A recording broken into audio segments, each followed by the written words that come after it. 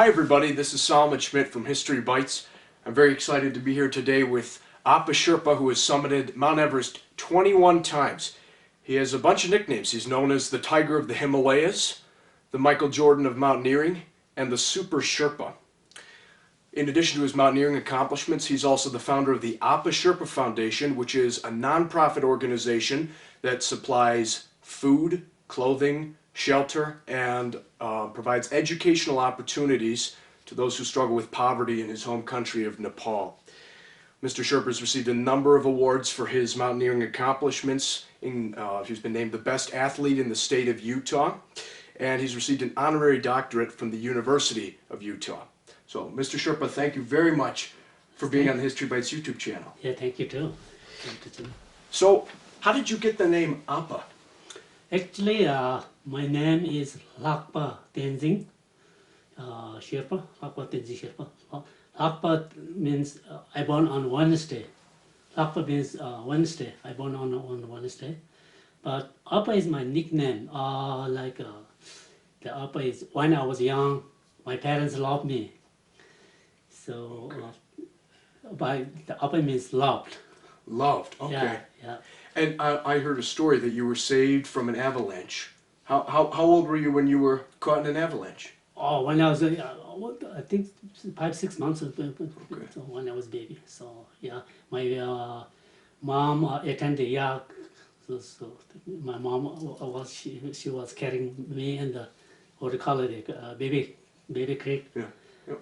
So then when she raised the yak, unfortunately because the yak she has raised the yak nearby mountain. So unfortunately, the big avalanches came and we cut by avalanches. That's my mom told me. Yes. And your parents were yak farmers, Yeah, is that farmers, right? yeah, yes. Okay. And who are the Sherpa people? The Sherpa people. The Sherpa means people from east of Tibet, more than 400 and 500 years ago. The Sherpa means Shar means east, Pa means people. East people. Okay. People from east, yes. So people from the east. And Yes. are all Sherpas climbers? Not all, but most of them, yes. Yes. Okay. And what was it like growing up in Nepal? Actually, Nepal is very beautiful, but like our Sherpa, who have no education, is hard. It's not easy. So without education, no choice. So You mean no choice but to climb? choice. Well, we have to climb. Yeah. Yeah, have to climb. They're carrying more than our body weight, or take the risk for climbing. There's no choice. Yeah. So you were raised in the Khumbu Valley. Yes. How long did you have to walk each day to go to school? So 3 hours each way, 6 hours every day. So when I was young, my dream was not for climbing, get education and become a doctor. So I've been to school. I've been to school only 4 years. 2 years in Tamia, where I born, and the 2 years in Kumjung. It's both a school built by Sir Edmund Hillary.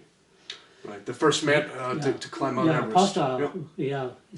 First guy who climbed Tenzing Norgay Sherpa and Sir Edmund Hillary.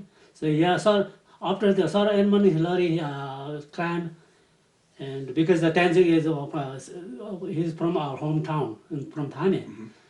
So that's why after the summit, and the Hillary helped our Sherpa people for building schools, and and the hospital. So you went to a school bridges. that was built by the workers with Sir Edmund Hillary. It's called in Kumjung. I live in Thane, but Kumjung is not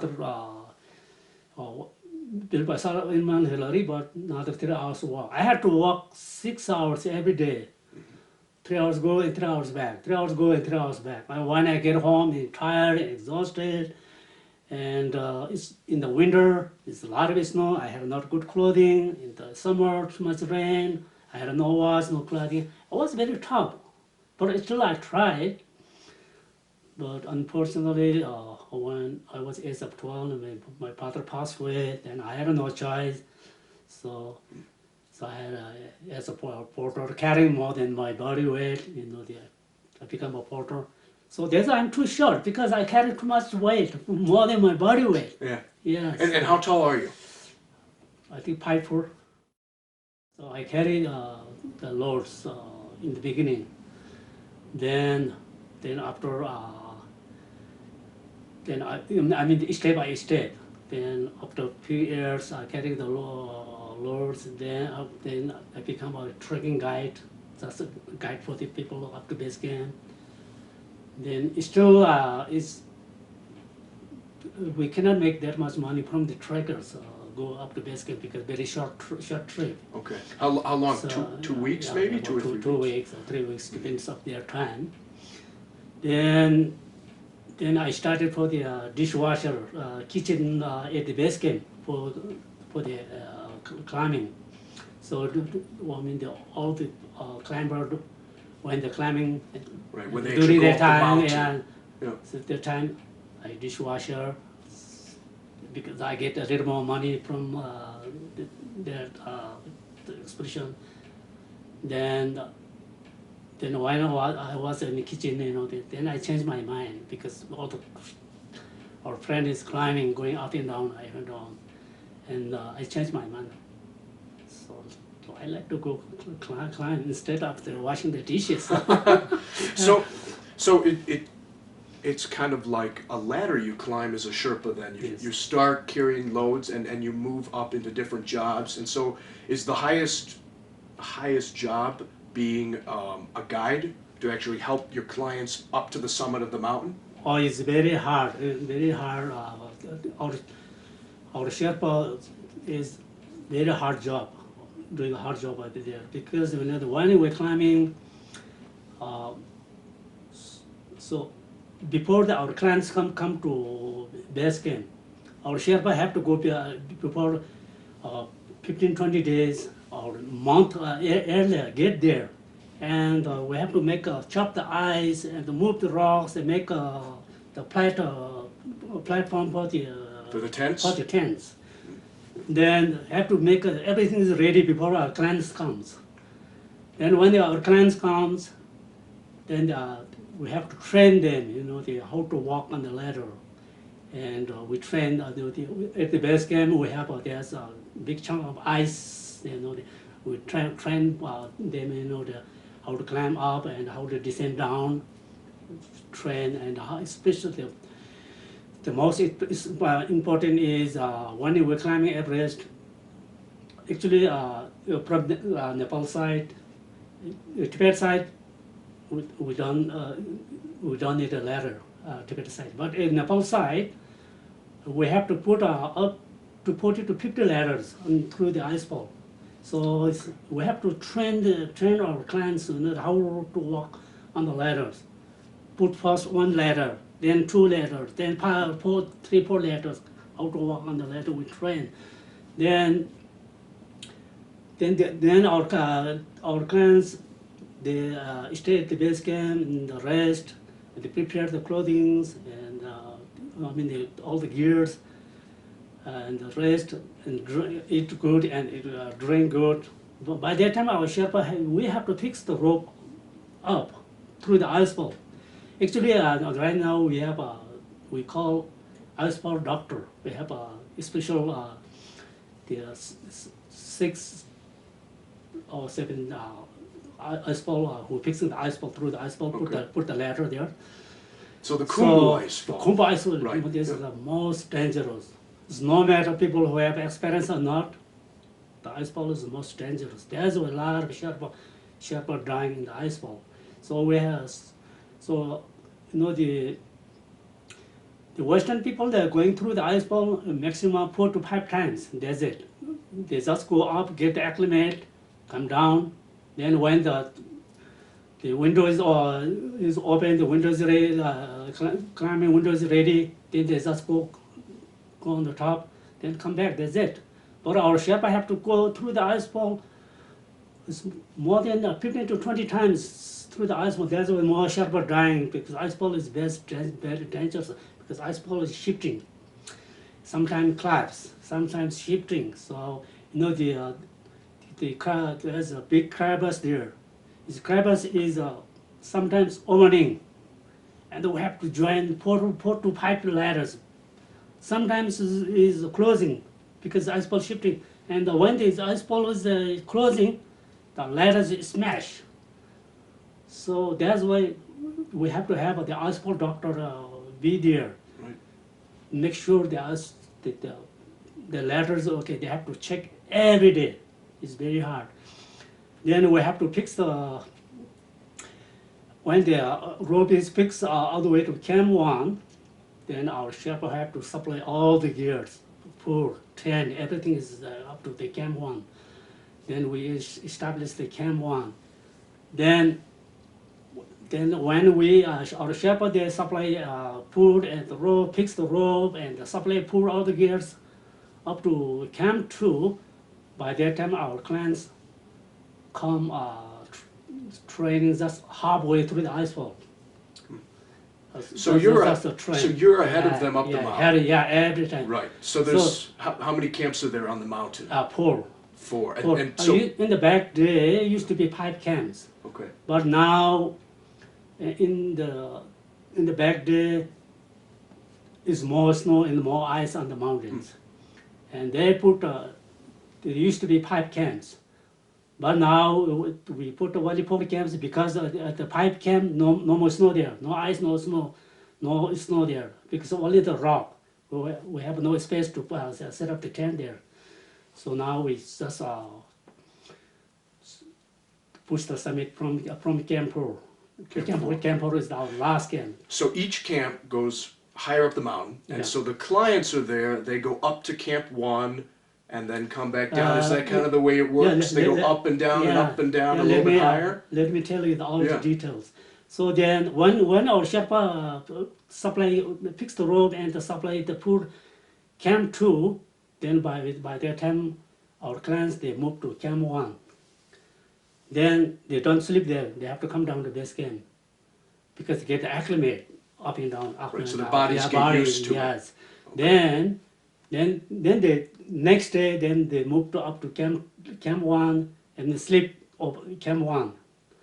So then by that time our Sherpa everything is ready. The Camp 2. Okay. So then when the Camp 2 is ready, then our clans they just go to Camp 2, touch the Camp 2, then back to Camp 1. Okay. Because they need to acclimate. They can't sleep direct every camp. How high is Camp 2? How many feet? 22,500 feet, yeah.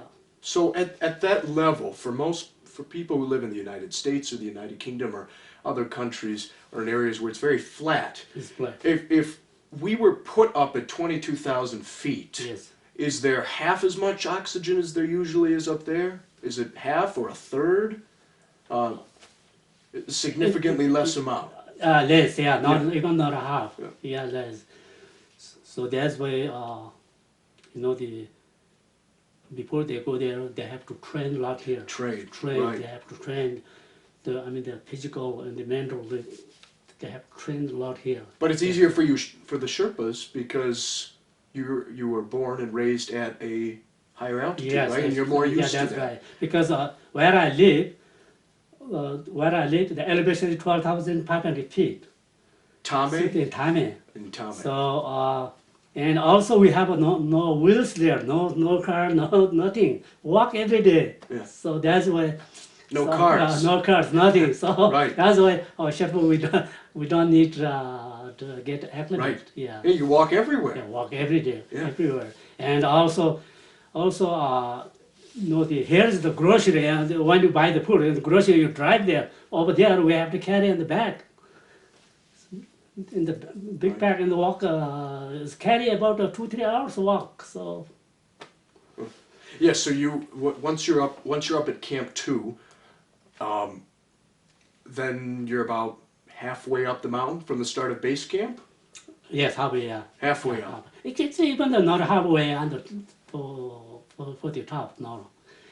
So let's just say the camp 3 is the halfway. Halfway point. Okay. Camp 3 is halfway point. Then we have to, when I first climb, we have no weather report, nothing. We have no internet, we have no weather report, nothing. So I had experience just look at on the sky, the clouds. But to know what was coming. Yes, what was coming. Yeah. Wind direction, clouds.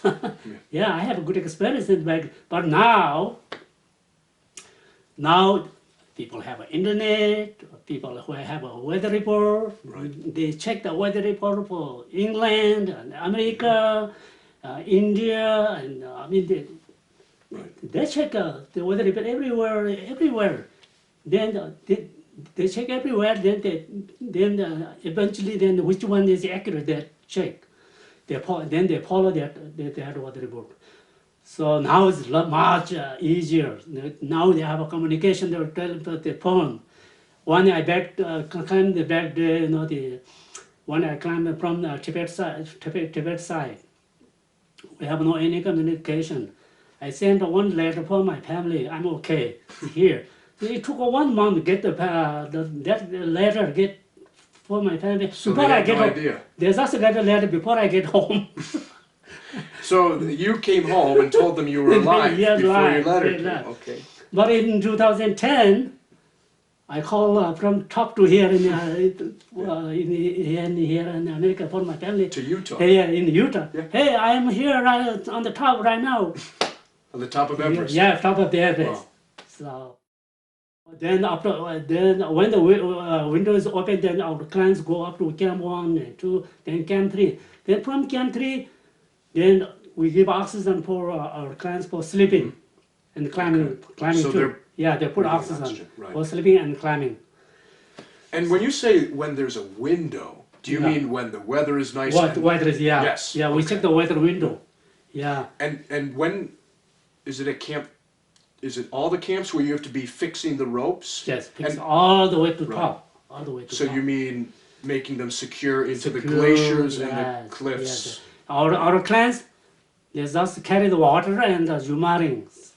But from dead zone, from Camp 2 to Camp 4 to summit, our Sherpa, even we have to help them carry their water, even the water bottle. They just carry just carry one bottle of oxygen, which is they're using for climbing. So, like let's say, it depends of the person, strong or weak. Like example, if you use oxygen 5 bottles, you carry only 1 bottle, which is you climbing for. But I have to help you 4 bottles. Okay, right. Yeah. So I'm carrying 1, you're carrying Yeah, 4. 4 plus your water. Right. And plus the ropes, the pickets. Then we have to stay behind, make sure he's how to step. Right, and help them out. We have to stay behind, and sometimes we have to help them change the angle because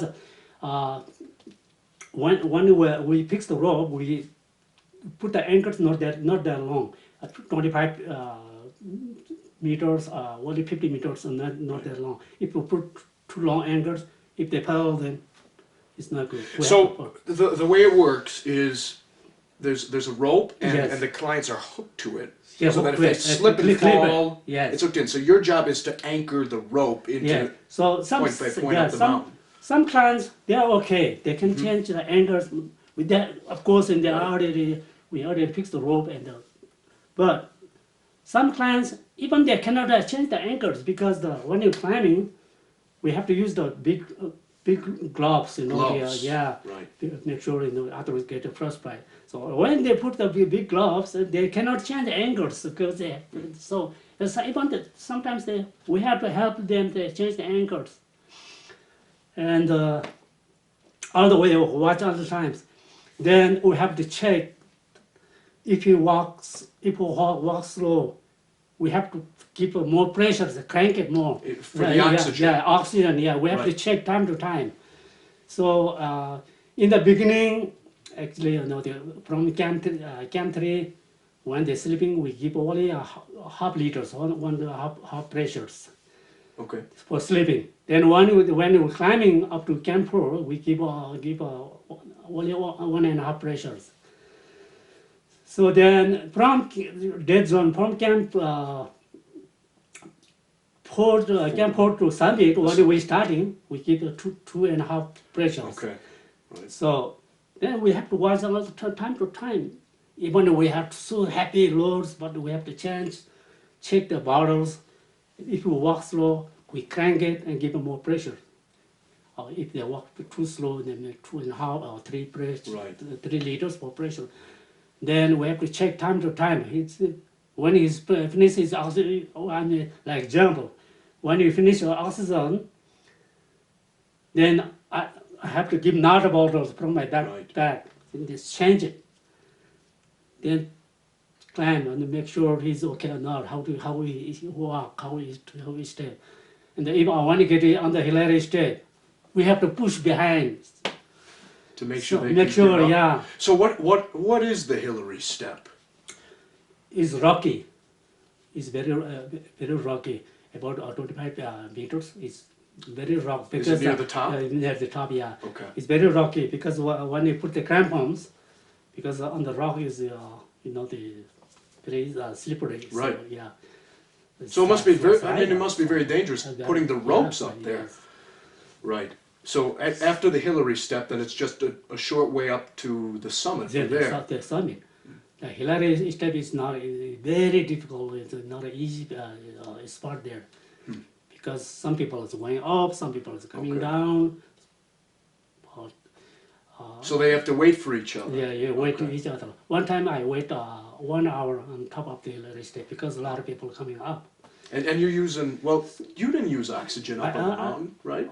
Or I use 17 times and 4 times without. 4 times without. 17 times with, because you got to help your clients. yes, I never climb myself, by myself. I climb only the groups. Right.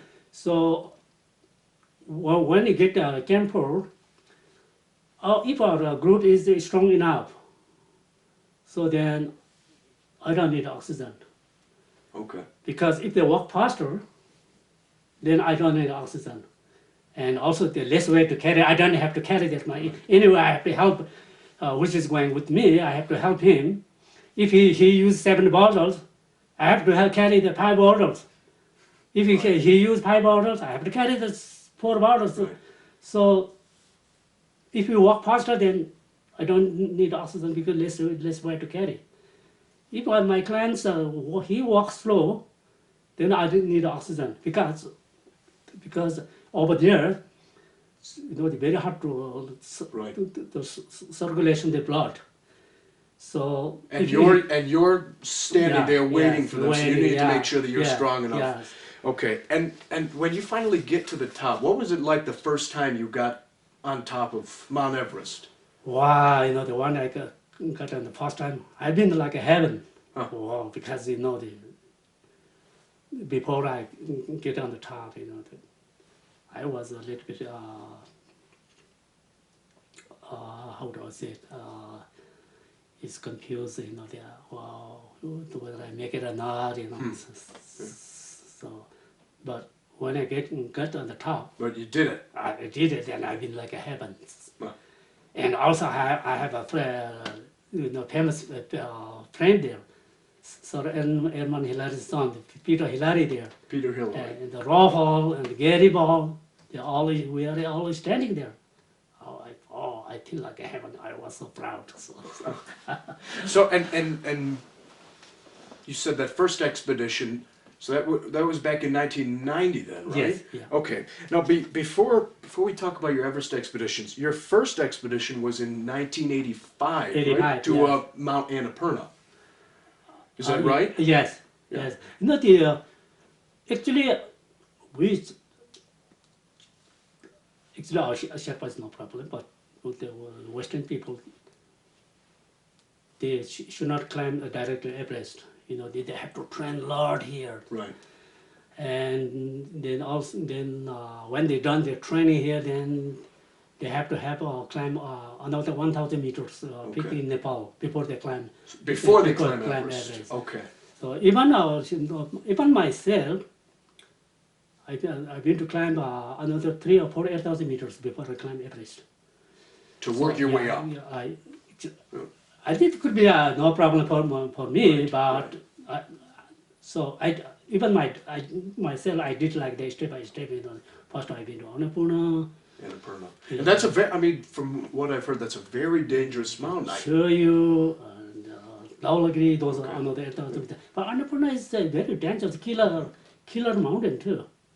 I think I heard it had a 33% death Yes. rate. So one out Yeah. of 3 people But died. when I first climbed, our route is most dangerous route, the south face. The south face. Yes, Annapurna south face. That's the most dangerous route. And So did you get to the top on that expedition? no, actually, what happened? You know,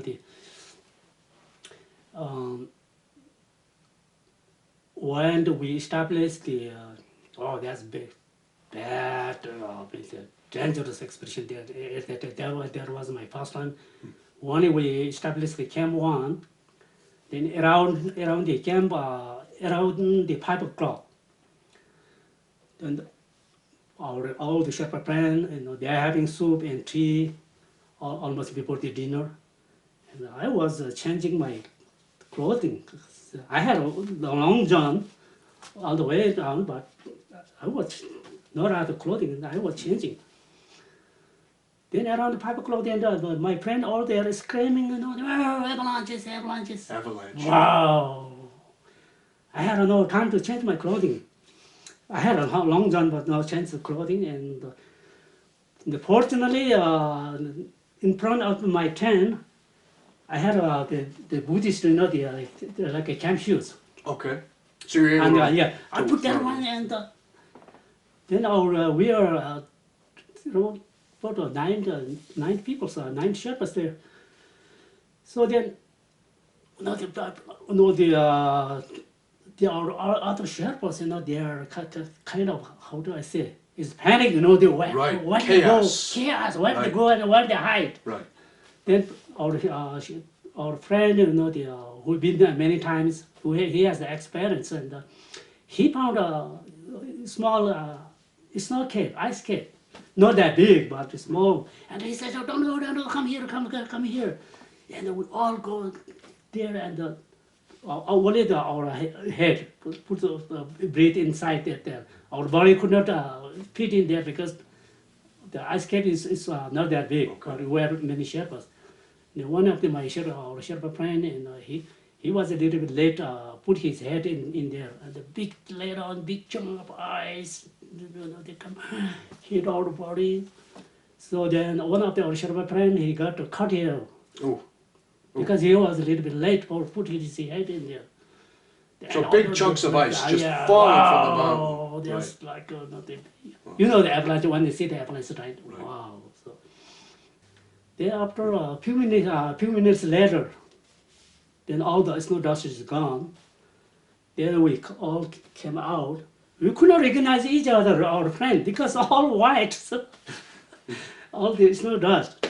Then we look out camp, nothing left. Covered, Everything was buried. washed away. Not buried, washed away. Okay. It took we don't know where. Then I have no clothing, nothing there. So then, fortunately, we found about 25 meters rope. It's there, everything is gone, nothing left. Then we put the rope, that rope, and search in the crevice. Find out The holes in the find ice. out the clothing. Then fortunately, it's not my clothing, but one of our friends, because we have extra gear, clothing going up. Right. So then we fortunately found one of the Sherpa friends' clothing there. Then I put my friend's clothing. Then it was too late. We have no light, no food, no light, nothing. We could not go down to the base camp. because it's really dark, it's no light, nothing. Then we had no choice, and then with all the Sherpas, we found a big ice rack, like a ice cap, big rack there, and all the Sherpa, we huddled together, keep warm, because we have no sleeping bag, nothing, so keep warm. We were huddled each other. We spent the night there. Then when the daylight is came in the morning, then we all went down to base camp. Then we thought our expedition is done because nothing left over there. So all the Sherpa we didn't want to go back, and we want to go home. So then that time and then I thought, this is my first and last. I'm no more climbing. So No, yeah. I was scared. Right. So why did you keep climbing? Yeah. So then we all went down to base camp. Then our team member there, that time it was the Japanese, and all the team members there, and they said, our team member said, we are now done. We have all the Sherpa have a backup clothing. So they said we can't give the clothing for you guys. We have everything is back up. They wanted to climb up. They wanted to climb up again. So then all the Sherpa, we didn't want to go back, but no choice. Right. We need the money. Right. So they all went back again for climbing. Then same like that, camp 2, camp 3. Then so one year we got a camp 4.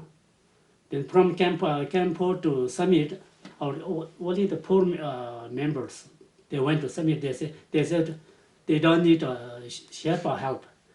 So they wouldn't let you go up to the summit with them. No, yeah, because I think maybe it looks like they want to make a record. I don't know. Maybe they're thinking, we submitted without the Sherpa, or maybe I don't know. So anyway, so our Sherpa, we just went to camp 4. We just all the Sherpa supply camp 4. So when we established the camp 4, then we some Sherpa wait there for the 4 people who went to summit. We wait there for them, and some Sherpas they went down to base camp. I mean, not base camp, but went down to camp 2. Then they went to the summit from camp 4. And we are waiting there, making tea, and melt the ice, the water for them. Then they got to the summit. I don't remember, around 11 p.m. 11 p.m. I mean the a.m. or something like that. And then so they said, "Oh, we got here on the top." So we say congratulations. Then I don't remember actually the time. Then when they summit, on the way down, they say, "Oh, one member is slept, he is gone. Now we are only 3." So then three people came down, and we wait, and that's too late. And around 8 p.m. I think. So then they say, "Oh, another one is gone." Died, you remember? Died, yeah. Died. Then only 2 survived. Then they came down to, we make a tea, some food for them, and also melt ice and for them. Then when they get, only two survive, they get down. Then we all, clean up everything, packed and everything came down. Then we called both base camp and the base camp team member. They called to Kathmandu, and they came to helicopter to find the body. Look the body. Right. But try to find them. They could not find the body. So once you finished that Annapurna expedition, so you had to keep climbing to support your family. Yes. Right. So support the family. Then Right. at that time I said, Right. this is my personal loss. I'm no more climbing. But when you get home, you need to support for the family. Right. It's no choice. Right. And so you got married a few years after that expedition to Yangjin. Yes. And How did she support you during your Everest expeditions when you were gone for, what was it, probably 3 or 4 months each year to go on an Everest expedition? It takes 1.5 or 2 months for climbing. Okay. Each season. And did you? So during that 1.5 or 2 months, my family and my wife, they are so worried, for me, because they do their puja ceremony, they praying, prayers Okay. every day, and for me, and they worried too much for during that 1.5 or 2 months. So that's why every time she says stop, no more. So. And what did you do between expeditions each year when you weren't climbing up on Everest? You mean after I climbed Everest? Yes, in between those other months of the year. No, nothing to do there. It's nothing. And did you live in Tame? Yeah, I live in Tame. Okay. Yes. And so your first expedition to Everest was in 1990. And actually, right. I climbed with the rope hole. My first expedition was in 1985. 85? No, sorry, 1989. 89, okay, sorry. the year before. Sorry, year before. Right. Year before, 1989, only rope hole and Gary Ball, 2 famous guys from New Zealand, and myself, and one of my Sherpa friends. We are only poor people. We try to submit. Yeah. Because the rope hole and the Gary Ball, they are thinking, the first they want to get the experience on the top, and then after they want to bring the group. A larger group next year. So you worked as the Sherpa guide for Rob Hall the next year. Yes. Okay. No, I mean the 89 and then 89 and only Gary Ball and Rob Hall and me and my others. We are only poor. We tried to submit, but when we got Camp 4, which is 26,000 feet, and unfortunately Rob Hall got a stomach problem. So then we all come back. Turn around. Couldn't make it. Yeah. Everest is not going anywhere. So right. mountain be alive. The mountain not going anywhere. Right. Always be there. So then we just turned back. Then 1990, the Rob Hall, he got a big international group. New Zealand, Sweden, Belgium, too many different countries. So we had a big group. And also some of the Sirdar and Hillary, Peter, he also first time. Me also first time, Rob Hall also first time, Gary also. And you all made it to the top? All made it to the top. And so after you made it to the top the first time, did you want to keep climbing Everest, or did you do it because, do you make the most money climbing Mount Everest because it's so dangerous? Yes. Right. So I didn't want to keep climbing. So, but it's no choice. No choice. No choice. I need to support my family. His kids go to school. So, every time, they say, oh, maybe this is my last time. And then when you get home, no choice, no money, go back. Keep climbing. It's very risky, but it's no choice because our Sherpa people have no education. Because the Western people, they climb only 1 time or 2 times just for the adventure because they have an education. So they can say I climbed Mount Everest. Yes. Right. But our Sherpa, no education, no choice. Did you have any sense of adventure climbing the mountain, or did it just feel like work? Feel like work, not an adventure.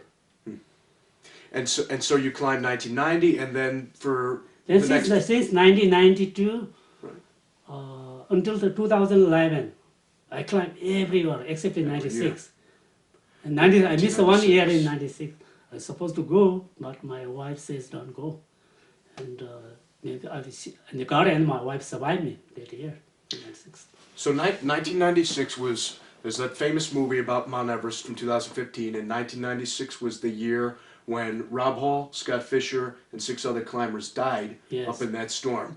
So in 1996, Rob Hall wanted you to be on his expedition, right? That Yes. that famous Yeah, expedition that got caught in the blizzard. Yes, yes.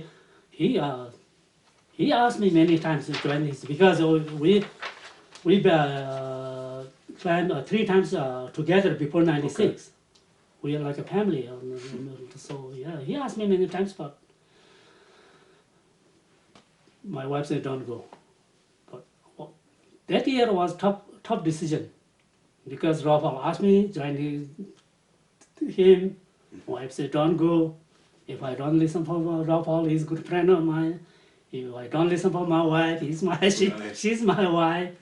So it was a very tough decision, but eventually I listened for my wife. And I was very upset.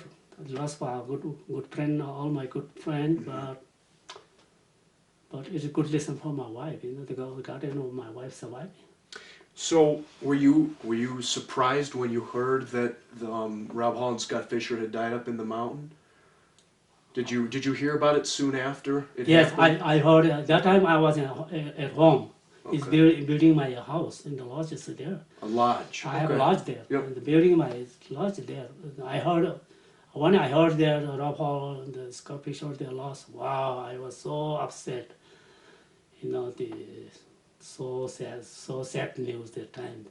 So I was surprised because the Rob Hall and I submit before '96. Right.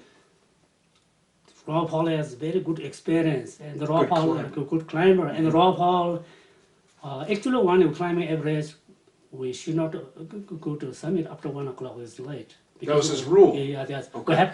we have to. It's not a rule, but I mean the. Right. His policy for Yeah, his company. Right. Yeah, our so then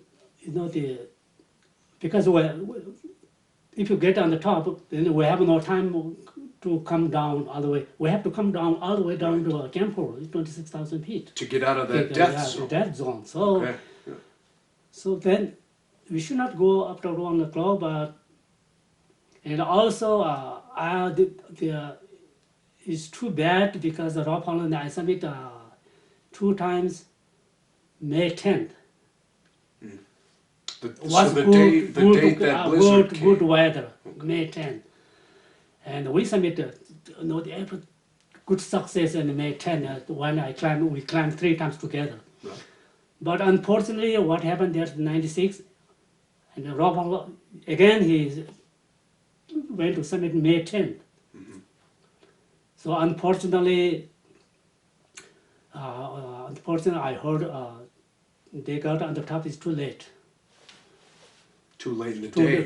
Too late in the day. And also, unfortunately, that big storm, they cut the storm. So then they have no time for come down. They could not come down because the storm there. Right, so they were caught up in They're it. caught up there. So yeah, he has a very good experience. And but I don't know why maybe his clients. Maybe his clients is a struggle, he wanted to get on the top, I don't know. So, so anyway, I heard they got on the top, it's late. So then they cut the storm, so that's why. So did that storm reach Tame? Was it a big storm over all Nepal or just in the area around Mount Everest? In the winter, it's same thing in Tame too, so Okay. in the winter, but not in the summer. But on Everest, yeah. Well, when the jet stream moves, wow, it's crazy.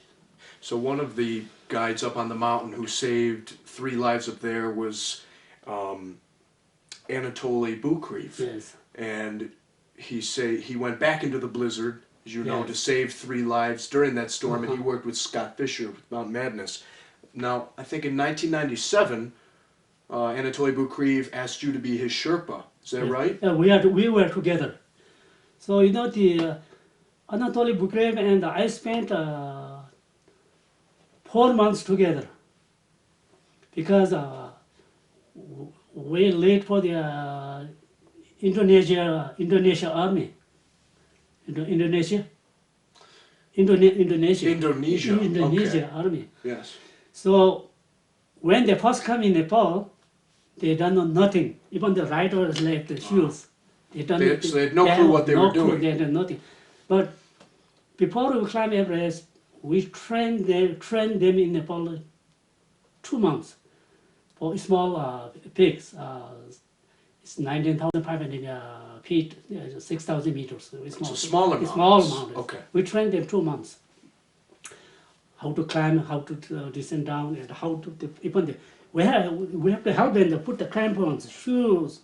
They didn't know nothing. So when we trained the 2 months, the Indonesia army, they are, I think the 29 army came to Nepal for training. Then we selected out of the 29, only 7 people for going to Everest. To go to the top. Go to the top, Everest. We selected. When we done those small peaks for 2 months, then we selected only 7. Then after then we went back to Everest. And Anatoli and another 2, another Russian. Actually, there are 3 Russians. One is doctor, so he's the medical doctor. Another one is Boukreev. He's also famous, and Anatoli also famous. And Anatoli and spent so that time 3 Russians from Russia, and myself. We are guide. Right. One of the Sherpa, we are guide, and we train and took on the top. Then that time is the people the Malaysia army and the Indonesia army. They are 2 groups, and they were the compete who get first on the top. Who could get there first? First, yeah. So then, the Indonesia army also, we have 2 groups. One from the north side, the Tibet side. Of the north side of Everest. The one Nepal side. So make sure if Nepal side didn't make it, then they have to try. So you could get there first. Yeah. Then they are compete, Malaysian and Indonesia. Then that time we used to when we climb Everest, we used to get all the team, how many teams at the base camp. All the team get together and then do the meeting, and they collect the ropes or pickets, and they collect all the people who have not enough ropes, and also group. Some people have big groups, more Sherpas, and they keep more manpower for fixing the rope. Right. We used to do that, but at that time, all the another team member, they're all behind. But we are first, because if we were late, then Malaysia, they get on the top first. Right. So then. And they get to brag. Yeah. So then they kind of compete each other. So then our team. We have to fix the rope all the way to base camp to the top. So you're working very fast. Wow. Right. Our Sherpa, they did very hard work. Even they have no time, rest, even not one day. Work every day, fixing the rope, carrying. Then when we got camp 2. So one day, Anatoli and I argue with each other too, because Anatoli is kind of an aggressive guy, He's very strong and nice, but kind of grouchy, Wow, he has big voice. Gotta go. So one day, then I argue with him, I knock on the table. Hey, that time I was the guide. I was the Sirdar. Sirdar means the chief Sherpa. Sherpa. I'm the chief Sherpa. Okay. Then all my Sherpas, they're complaining me, so we need to rest, we are tired. Anatoli is scared, gotta go. One day I was mad with him, and I said, hey, our Sherpa also need to rest one day, at least one day, they need to rest. Yeah, him and I argued one day at the camp too. But anyway, so Did you make it? we fixed first? the rope house. We got my team is got post on the top. Okay. Wow. So Malaysia is behind. All the Indonesian army were first. When I got on the top, we got on the top. I mean, not only 3 Russian men, our team, when we get on the top, then our another team From Tibet? From Tibet, from China, they didn't have to climb because we already made it. Right, you made it. Yeah, so So they took back. So Boukreev was an excellent climber. Oh, he's very strong. Right. He's very strong, and also in 1971 we left Indonesia, and only him and I picked the rope all the way to top. And when he got between South Summit to Hillary Step, there's we call the knife ridge. If you fall is the other side goes to China. If you fall this side and fall in the whole side, it's very. And it's thousands of feet. It was a lot of snow on the ridge there. Then I already been to break the trail before. I was trying to. Then I told Anatoli, hey, now is your turn, break the trail because I'm tired. Then he tried, but his big body, I'm very light, his big body.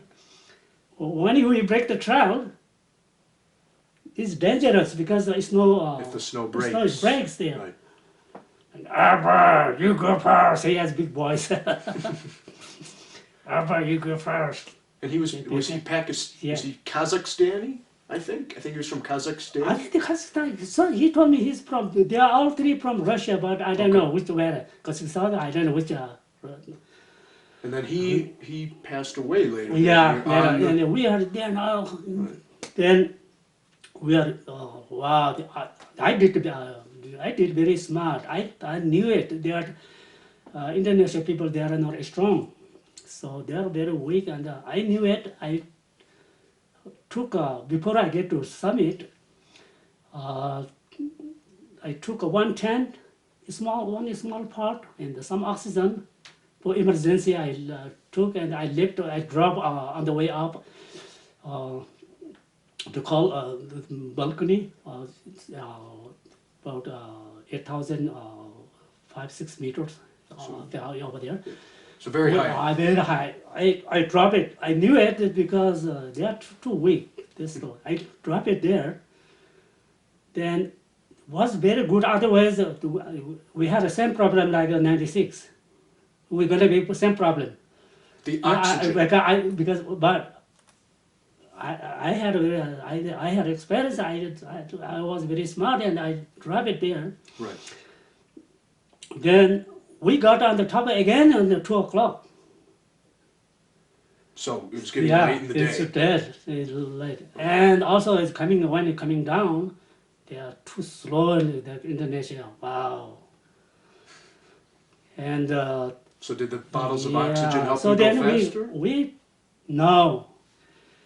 Then when we got on the South Summit, we already dropped. We got already dropped totally nothing. We could not see nothing.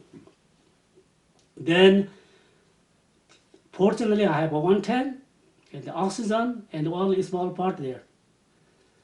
Then we had no choice. Then we put that one tent at the balcony, and then I put all the Indonesia and the 3 Russians put just one tent. They have no space for sleeping. Just sitting like each other the whole night, no choice. Well, that's very dangerous because you were up in the death zone. Right? And then fortunately they have we have a small some I think this I don't remember exactly. Some is put soup or snake or something and a small pot there. Then we put the tent and then we give oxygen for all those guys who are sleeping in the tent and give oxygen for them.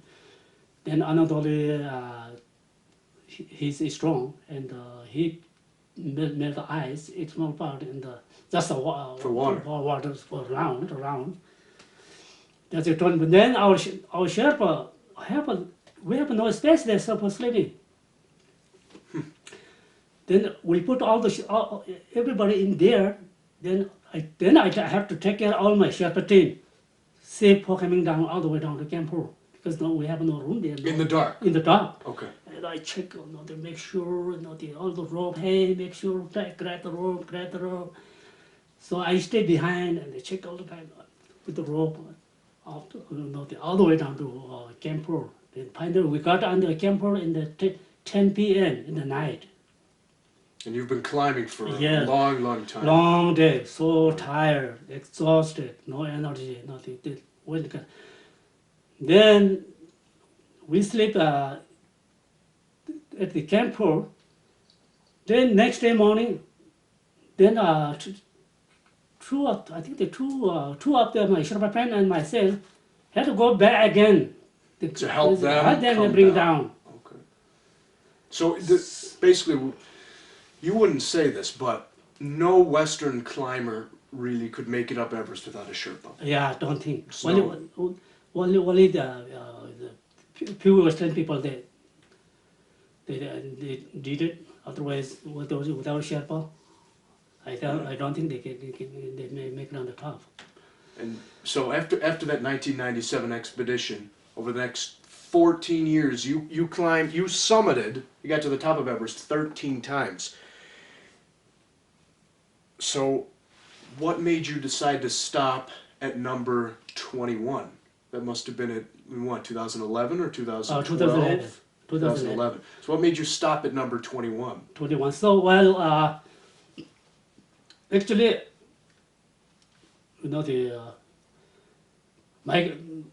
my health and my condition is still good, but so in 2011, and my wife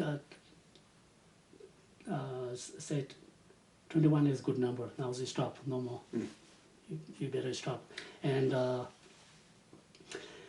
also I got a good opportunity to bring my family here. To the United United States. States here, and have a good education here, and so everything is good here.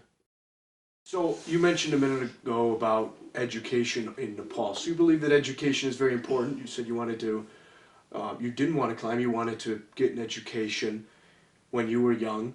So can you tell us about your foundation, the Apa Sherpa Foundation? Yes, and since 2009, and then I founded the Apa Sherpa Foundation because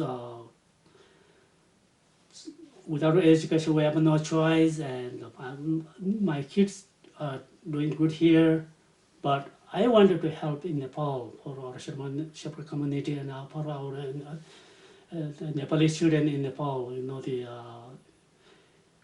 So if I know if they have no, because our Sherpa, they have no educations. So if we don't help out the young children and the young generation for They the, have for to the become education, climbers.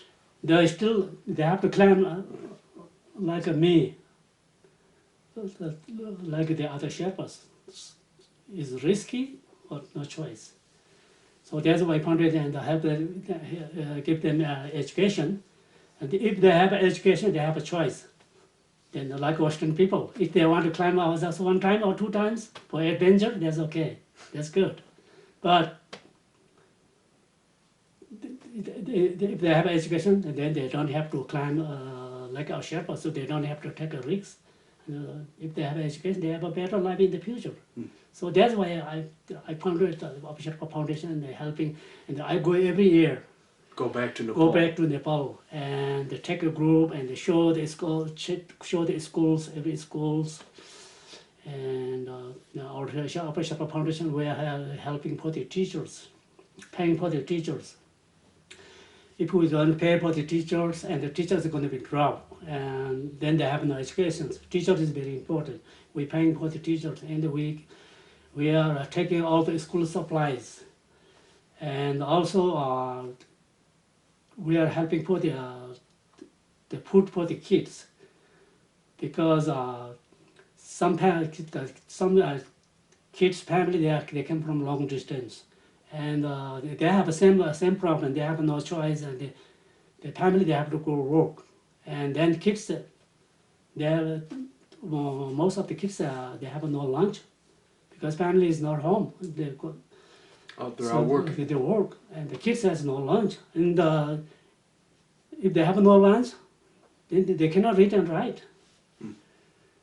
So you're providing them with food, with school supplies, yes, with the teachers' salaries, and so your hope is that by giving them an education, they can become doctors and anything they want to be, pilot or whatever. You know, Right. they have also too many choices. Right. They have education, teacher or whatever. You know, they teach. So you've summited Mount Everest 21 times, which when we hear about one person making it to the top once here in the United States, it's a big deal. You've been there 21 times, you've known a lot of famous climbers, and you grew up in a very, very hard circumstance. If you could change one thing about your life, what would it be? It's not any specific choice. If you could go back, if you could choose between the Guinness World Records, summiting 21 times, or being a doctor, would you choose to be a doctor? Yeah. If my father didn't die, And passed away, then my goal was for become a doctor. No, And why did you want to become a doctor? Did you like because they save the people's life. help the people of Help Nepal? the people, yeah. Thanks so much for watching, everybody. If you haven't subscribed to my channel, please be sure to, and hit the notification bell so you can stay up to date with all of my videos. And until next time, go learn your history.